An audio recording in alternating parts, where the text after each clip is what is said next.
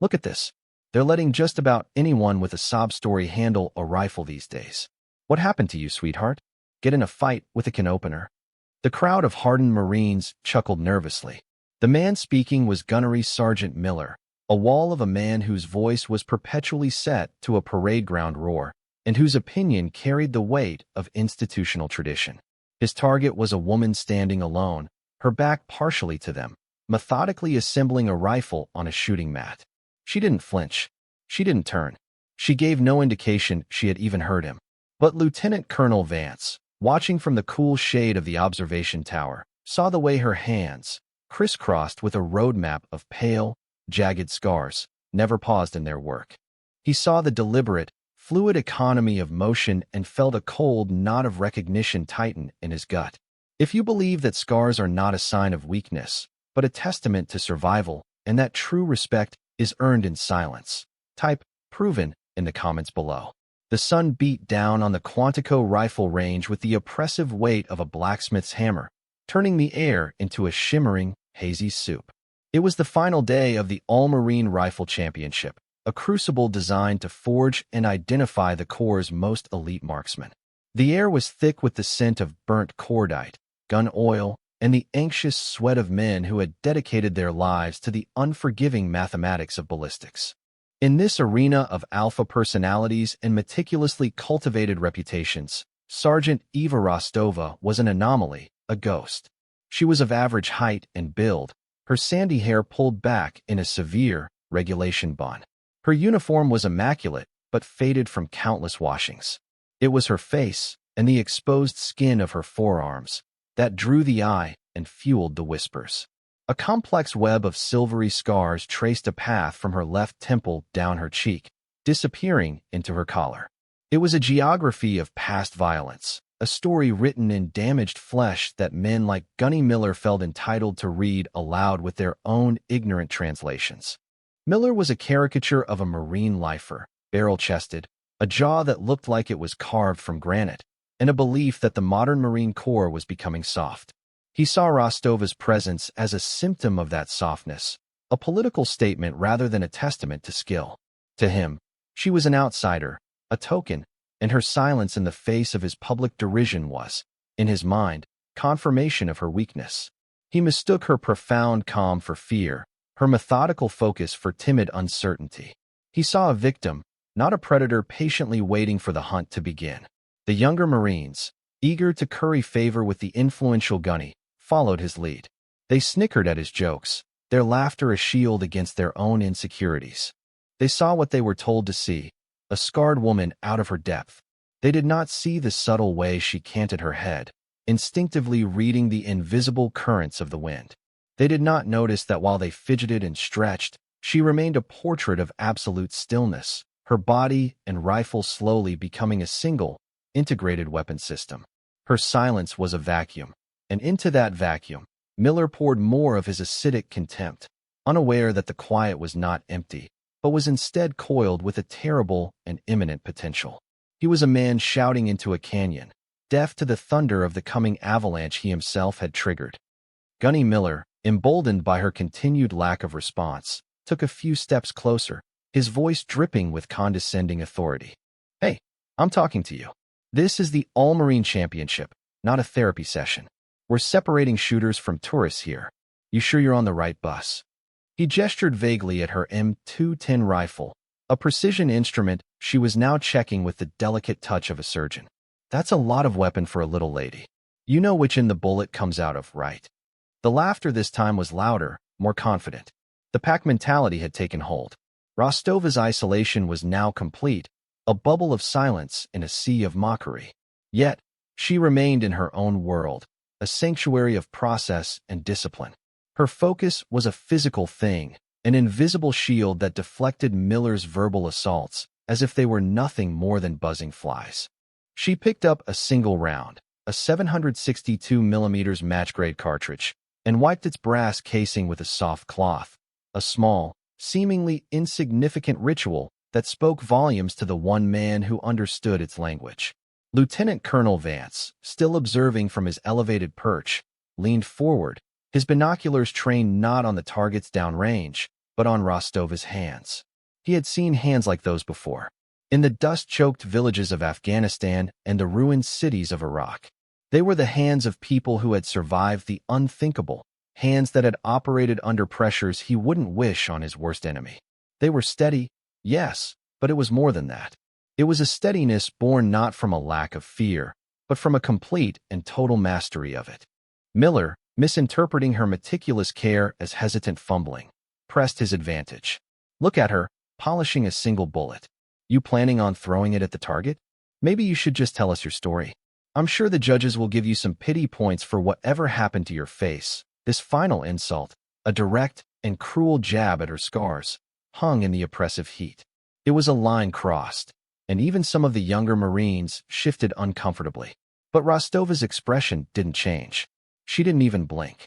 She simply took the polished round and, with a smooth, practiced motion, seated it into the rifle's magazine. Then she inserted the magazine into the weapon, the click of it locking into place echoing with a stark finality in the sudden lull. It was the only sound she had made, the only answer she would give. It was a mechanical declaration that the time for words was over. The rifle was ready, and so was she. The world around her had ceased to exist.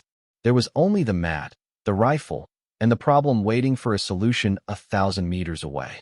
Her silence wasn't weakness. It was the loading of a weapon, a gathering of energy, a focus so absolute it bent the world around it. Miller had made a grave error. He thought he was baiting a rabbit, when in fact, he had been poking a sleeping tiger with a short, sharp stick. The range officer's voice crackled over the loudspeaker, cutting through the tension. Shooters, prepare for the final stage. The Kingmaker. 5 targets, variable range, 800 to 1,200 meters. Wind conditions are hostile. You have 3 minutes from the first shot. Shooters, make ready. A collective murmur went through the line of competitors. The Kingmaker was infamous. It wasn't just a test of marksmanship. It was a test of nerve, a psychological assault designed to find the breaking point of the most seasoned shooters. The 1,200-meter target, a small steel silhouette shimmering in the distorted air, was known as the Heartbreaker. Hitting it in calm conditions was a feat. Hitting it in today's gusting, unpredictable crosswinds was considered borderline impossible. The other Marines shifted, their nervous energy palpable. They checked their wind meters, scribbled frantic calculations in their data books, and muttered quiet curses to themselves. Their movements were jerky, fraught with the anxiety of the coming trial. But Rostova was an island of tranquility in the storm. She lay prone, her body melting into the earth. Her preparation was a silent, hypnotic ballet of pure competence. She didn't glance at a digital wind meter. Instead, her eyes scanned the full length of the range, reading the subtle dance of the mirage, the sway of distant grass, the faint drift of dust devils. She was not measuring the wind. She was communing with it, understanding its rhythms and its lies. Her left hand gently cradled the rifle's stock, while her right rested on the pistol grip, her index finger hovering, ghost-like, alongside the trigger guard. She adjusted the parallax on her scope with a single, precise turn, the motion so practiced it seemed subconscious. Her breathing, once normal, now slowed dramatically. Inhale for 4 seconds. Hold for 4. Exhale for 6. A deep, meditative cadence that lowered her heart rate to a placid rhythm. The barrel of her rifle would rise and fall with each breath, a tiny, almost imperceptible movement, and she waited for the natural respiratory pause at the bottom of her exhale, the moment of perfect stillness where body and earth became one. She was no longer a person holding a tool. She had fused with the machine, her eye becoming the scope, her nerves the trigger mechanism, her bones the bipod that rooted her to the ground. Lieutenant Colonel Vance watched, mesmerized. He wasn't watching a Marine compete. He was watching a master at her craft, an artist preparing to perform. He knew that what was about to happen would be more than just a display of skill. It would be a reckoning. For Gunny Miller. For every man on that line who had judged her by her skin instead of her spirit. Rostova closed her eyes for a brief second, clearing her mind of everything but the task. The insults, the laughter, the oppressive heat, it all vanished. There was only the rifle's cool weight against her cheek and the single, polished round waiting in the chamber, a promise of violent precision ready to be unleashed. She was ready. The command came, sharp and final. Range is hot. Shooters, you may fire when ready. For a moment, nothing happened. The other competitors hesitated, second-guessing their wind calls, waiting for a lull that would never come. But Rostova had already found her moment. It wasn't a lull. It was a rhythm, a predictable pattern in the chaos that she alone seemed to perceive. Her eyes opened, and they were ancient, focused, devoid of all emotion save for a chillingly calm intent. The first target was at 800 meters. Her rifle cracked, a single, sharp report that was somehow distinct from the impending volley. The recoil was a familiar push, absorbed and managed by her entire body. A second later, a clear, high-pitched ping echoed back from the distant steel. Hit. She didn't pause to admire her work. Her hand moved with liquid efficiency, ejecting the spent casing and chambering a new round in one seamless motion. Her eye never left the scope. The second target, 950 meters. The wind shifted. She made a micro-adjustment to her hold, aiming not at the target, but at a point in the empty air beside it, a mental calculation of physics and instinct. Crack. A pause. Ping. Hit. The third and fourth targets fell in the same relentless fashion. 1,000 meters. 1,100 meters. Crack ping. Crack ping. It was a brutal, metronomic display of perfection. The other shooters had started firing now, a frantic cacophony of shots, but Rostova's rhythm was different. It was patient, deadly, inevitable. The other sounds on the range began to fade as everyone, competitors, range officers, the mocking crowd, stopped to watch the impossible unfold. Now, only one target remained. The Heartbreaker, 1,200 meters away, a tiny speck dancing in the thermal distortion. The wind howled across the range, a physical force that could push a bullet off course by several feet. Hitting it would require a miracle of anticipation. Rostova took a deep, final breath, exhaling slowly, letting her crosshairs settle. She held the shot for a full 10 seconds, waiting, her finger applying gentle pressure to the trigger. The world seemed to hold its breath with her. She was not fighting the wind. She was using it, timing her shot to ride a specific gust like a surfer catching a wave. Then, the rifle barked one last time. The silence that followed was absolute, profound, and heavy with anticipation. 1 second, 2, 3, 4, and then it came. Not a ping, but a deep, resonant clang. A sound of such authority and finality that it seemed to shake the very air. A perfect, dead-center strike. The Heartbreaker was broken. A collective gasp rippled through the onlookers. Binoculars that had been wavering were now locked onto the swinging steel plate downrange.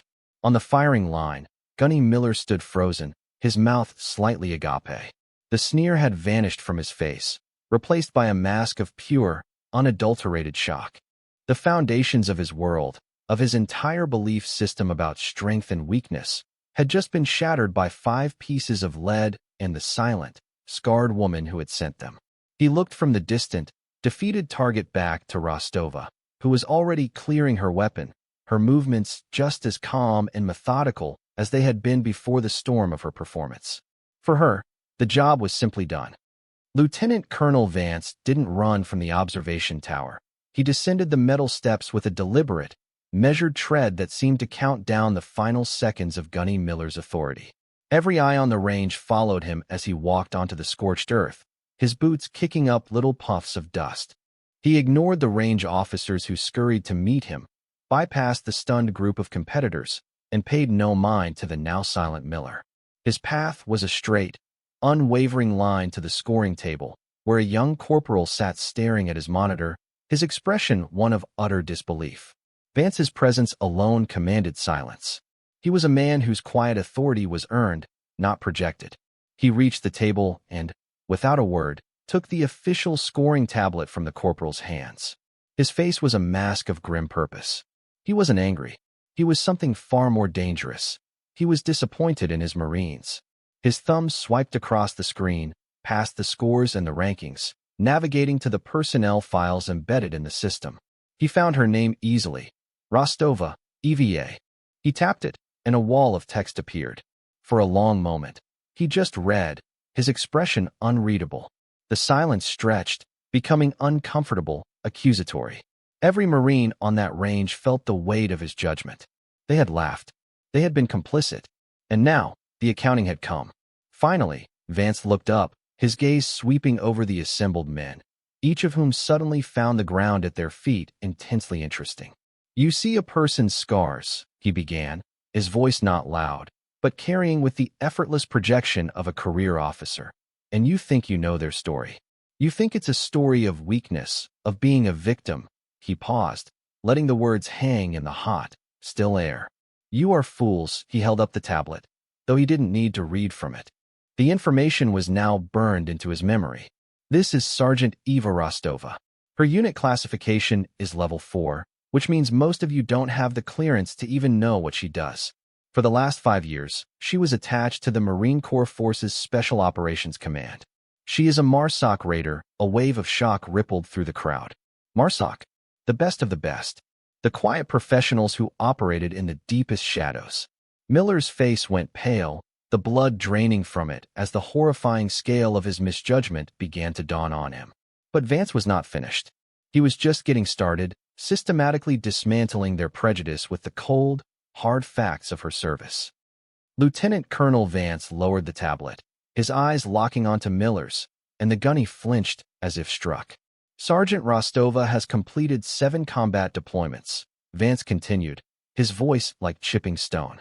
"While you were running drills here, she was hunting high-value targets in places you only see on the news.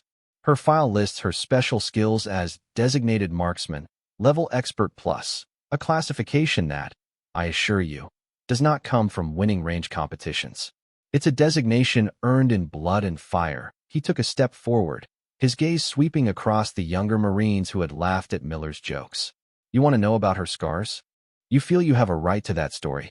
He lifted the tablet again, his voice dropping to a near whisper that was somehow more powerful than any shout. "Let's talk about her awards. The Navy Cross, awarded for extraordinary heroism during a 6-hour firefight in the Cunner Valley, where she held off a platoon-sized enemy force single-handedly after her team was ambushed, allowing for the evacuation of 3 wounded teammates." He let that sink in. The Navy Cross, second only to the Medal of Honor. An award so rare, most Marines went their entire careers without ever seeing one. "She also holds a Silver Star," Vance pressed on, relentless, "for crawling under sustained machine gun fire in Fallujah to rescue her critically wounded team leader, shielding his body with her own." He finally looked directly at Rostova, who was now standing, her rifle slung, her expression still unreadable, a silent observer to the public vindication of her life.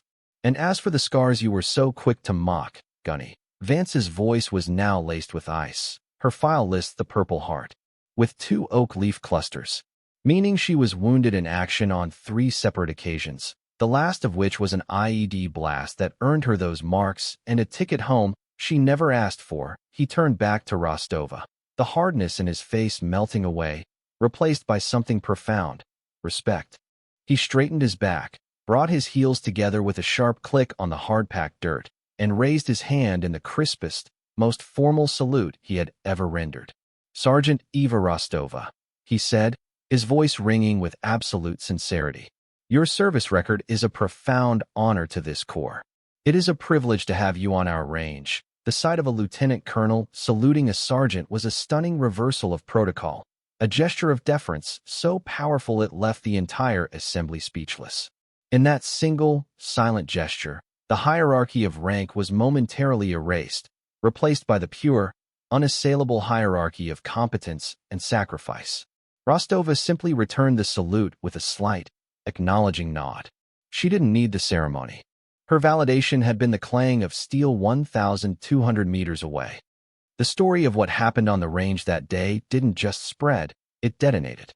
It traveled through the barracks like a shockwave, ricocheted through the mess halls, and lit up back-channel forums and text chains among Marines across the globe.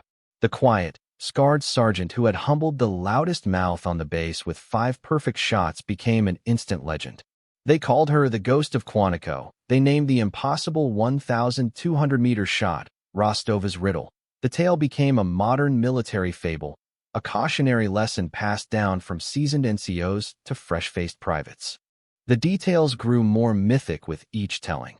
They said she didn't need a scope, that she could feel the bullet's path through the air. They said the wind stopped for her out of respect. The truth, however, was far more powerful than the myth. It was the simple, undeniable fact of her quiet, devastating competence. For Gunny Miller, the reckoning was personal and profound. He wasn't officially reprimanded. Lieutenant Colonel Vance knew that public shame was a far more effective teacher than a mark on a fitness report. Miller was a ghost himself for a few days, avoiding eye contact, his signature roar reduced to a hoarse whisper. Then, one evening, he found Rostova by the armory, meticulously cleaning her rifle as always. He stood before her, his massive frame seeming to shrink, the arrogance stripped away, leaving only a raw, humbled man. "Sergeant," he began, his voice thick with an emotion she couldn't identify. He struggled for words, the easy bluster he had relied on his whole life now failing him. "What I said, on the range. There's no excuse. I was wrong. I was an idiot." He finally managed to meet her gaze. "Your record. What you've done. I have no right to even stand on the same ground as you." Rostova paused her cleaning. She looked at the man before her, seeing not the antagonist, but a man who had been forced to confront the ugly truth of his own prejudice. She gave a single, slow nod. "We're all Marines, Gunny," she said, her voice quiet, without a trace of malice or triumph. It was a simple statement of fact, but in it, she offered him a path back. It was an act of grace he hadn't earned and didn't expect. He just nodded, his throat too tight to speak, and walked away a changed man. He had learned the hardest lesson of his career, that a warrior's spirit is not measured by the volume of their voice, but by the weight of their deeds. Rostova's victory wasn't in his apology. It was in the silence that followed, the silence where a lesson had finally taken root. In the weeks that followed, a subtle but significant shift occurred on the base. The culture of casual judgment and loud boasting began to recede, replaced by a new, more watchful respect. Young Marines, who had once emulated the swagger of men like Gunny Miller, now sought out the quiet ones, understanding that true expertise often wore the camouflage of humility. Sergeant Rostova, to her quiet dismay, became a reluctant icon. Shooters would approach her not with awestruck questions about her past, but with sincere queries about her craft. "Sergeant, can you show me how you read the mirage?" "Sergeant, what's your breathing technique for a cold bore shot?" She never gave them long speeches. Her mentorship was a language of action. She would lie on the mat next to a struggling marksman, not saying a word, but physically adjusting their posture. She would guide their hand to show them the precise amount of pressure for a perfect trigger squeeze. She taught them that marksmanship was not about aggression, but about stillness, not about ego, but about listening to what the rifle, the wind, and the earth were telling you. She was teaching them her philosophy. Competence is a quiet conversation between you and your task. Everything else is just noise. One afternoon, a young lance corporal, the same one who had nervously operated the scoring tablet, approached her as she packed her gear. He held out his hand. In his palm was the gleaming brass casing from her 1,200-meter shot. He had retrieved it from the range and polished it to a brilliant shine. "Ma'am," he said, using the term of utmost respect, "I believe this belongs to you." Rostova looked at the casing, then at the young Marine's earnest face. She gently closed his fingers over it. "You keep it," she said. "Let it remind you to trust what you see, not what you hear." That single piece of brass became a legend in its own right, a talisman passed among the shooters of the base, a physical reminder of the day a ghost taught them all a lesson. The firing point she had used, Position 7, was unofficially renamed by the other Marines. Someone had taken a stencil and a can of black spray paint and had neatly marked the concrete slab, Rostova's perch. The range officers saw it, smiled, and left it there. Some things were more important than regulations. It was no longer just a spot on a rifle range. It was a monument to the triumph of silent skill over ignorant pride. A year passed. A new intake of scout sniper candidates, their faces a mixture of nervous ambition and youthful bravado, filed into the main classroom of the marksmanship training unit. They shuffled to their seats, the air buzzing with the low murmur of anticipation. Standing at the front of the room was their lead instructor. It was Gunnery Sergeant Miller. But he was not the man he had been.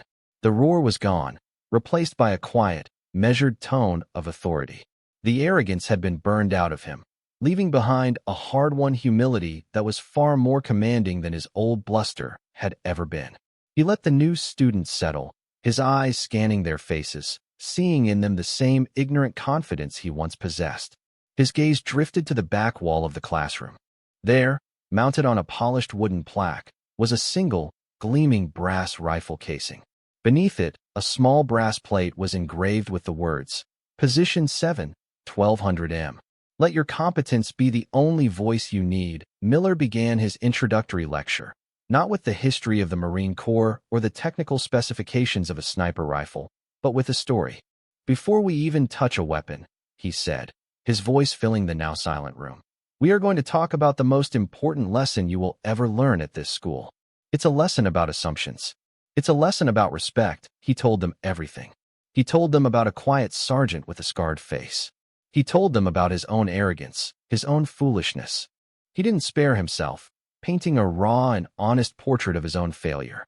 He told them of the 5 perfect shots that had deconstructed his entire worldview and rebuilt him as a better Marine. The story of Sergeant Rostova was no longer just barracks gossip. It had become institutional doctrine. It was the first lesson every new sniper at Quantico learned. You will encounter people in your career who do not look the part, Miller concluded, his eyes locking with each of the young candidates. They will be too small, or too quiet, or they will carry scars you don't understand. Your instinct, your prejudice, might tell you to dismiss them. You must fight that instinct. Before you judge a fellow Marine by the patch on their sleeve or the marks on their skin, you will remember Rostova. You will remember that the most dangerous person in any room is almost always the one with absolutely nothing to prove to you. The legend was now complete, woven into the very fabric of the institution, a permanent reminder that the true measure of a warrior was forever etched not in words, but in deeds. The legacy of that single afternoon on the range echoed far beyond the renaming of a firing position or the enshrining of a story. It fundamentally altered the training philosophy of the base. Gunny Miller, once a purveyor of old guard arrogance, became the most sought-after instructor, known for his intense focus on humility and the mental discipline of the quiet professional. He would often end his multi-week courses by taking his graduating students to Rostova's perch, having them simply sit in silence and look out at the 1,200-meter target, a silent meditation on the true meaning of their craft. Sergeant Eva Rostova herself was never seen at the All-Marine Championship again. Her work lay elsewhere, in the silent, unseen places where her skills were not for sport, but for the preservation of lives. Yet her presence remained, a ghostly standard against which all others were measured. Her name became a verb on the range. To pull a Rostova meant to achieve a state of perfect, unshakable focus in the face of immense pressure. The true impact was seen in the generations of Marines who came after. They were taught to look past the surface, to value substance over style, and to understand that confidence and competence were not the same thing. They learned that true strength wasn't found in the volume of a voice, but in the steadiness of a hand. They came to see that respect was a currency earned in the silent crucible of action and paid in the currency of awe. The scars that had once invited mockery were now understood for what they were, not marks of damage, but a map of a warrior's journey, a physical transcript of courage that required no verbal explanation. They were a testament to a spirit forged in crucibles far hotter than a Quantico rifle range, a spirit that had faced the worst of humanity and had emerged not broken, but refined. The legend served as an enduring truth, that competence has a sound, and it is not a boastful roar, but the crisp, clear report of a single, perfect shot, followed by the deafening, respectful silence of a world put in its place. For more stories where quiet competence triumphs over loud arrogance, and where silent strength defines their worth, subscribe to Unknown Heroine Stories.